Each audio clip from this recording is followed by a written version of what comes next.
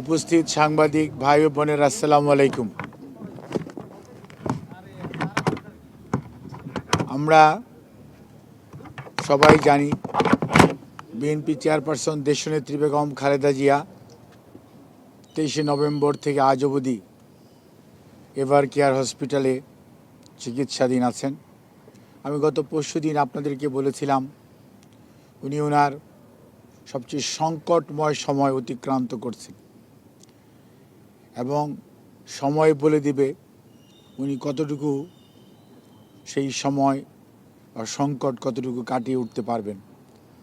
আজকে আপনারা লক্ষ্য করেছেন বাংলাদেশ জাতীয়তাবাদী দলের ভারপ্রাপ্ত চেয়ারম্যান জনাব তারেক রহমান, ওনার সহধর্মিণী ডক্টর জুবাইদা রহমান এবং মরহুম আরাফাত রহমান কোকর, সহধর্মিণী সৈয়দা শামিলা রহমান এবং দেশনেত্রী বেগম খালেদা জিয়ার ছোট ভাই, বড় বোন সহ সকল আত্মীয় স্বজন হসপিটালে এসেছিলেন। অনেকে এখন হসপিটালে অবস্থান করছেন।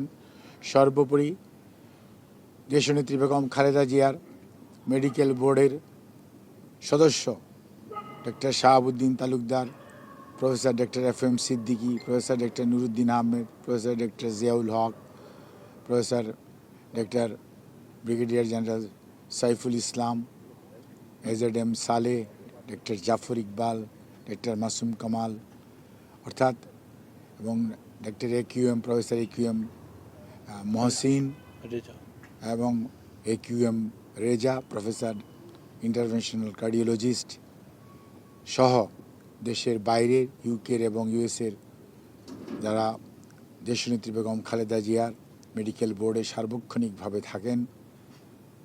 আমেরিকা থেকে ডক্টর মোহাম্মদ হাবিবুর রহমান এবং ডক্টর রফিকুদ্দিন আহমেদ এবং জন হ্যামিল্টন এবং হামিদ রউফ জন হপকিন্সের, ইউকের professor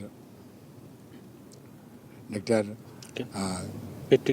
Patrick Kennedy, professor doctor Jennifer Cross এবং প্রফেসর ডক্টর রিচার্ড এবং আমাদের ডক্টর শাকিল ফরিদ সহ ডক্টর খালেদ সহ আরও যে সকল চিকিৎসকরা সব সময় অংশগ্রহণ করেন, ওনারা সবাই এখন পর্যন্ত ওনার চিকিৎসার ব্যাপারে সার্বক্ষণিকভাবে ওনার চিকিৎসা তদারকি করছেন। সেজন্য অনেক সদস্য এই মুহূর্তেও হসপিটালে অবস্থান করছেন, যারা বাংলাদেশে আছেন এবং দেশের বাইরের যারা আছেন তাদের মধ্যে সবাই অনলাইনে আছেন। ভার্চুয়ালি তাদের পরামর্শ নেওয়া হয়েছে। সকালবেলাও মেডিকেল বোর্ড হয়েছিল। কাজে এই অবস্থায় উনি অত্যন্ত একটি সংকটময় সময় অতিক্রম করছেন।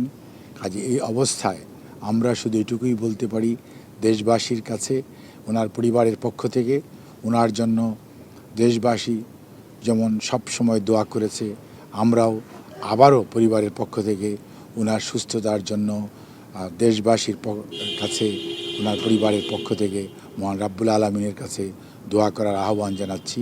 এবং এত গভীর রাত্র পর্যন্ত আপনারা যে অপেক্ষা করছেন সেজন্য আপনাদেরকে আমরা ধন্যবাদ জানাই, কৃতজ্ঞতা জানাই। দেশনেত্রীর চিকিৎসার ব্যাপারে দেশের মানুষের উৎকণ্ঠা দূর করার জন্য আপনারা যে সব সময় নিরলস প্রচেষ্টা অব্যাহত রেখেছেন, আপনাদের এই প্রচেষ্টা সত্যিকার অর্থেই শ্রদ্ধার সঙ্গে আমরা স্মরণ করি। আপনাদের সবাইকে ধন্যবাদ।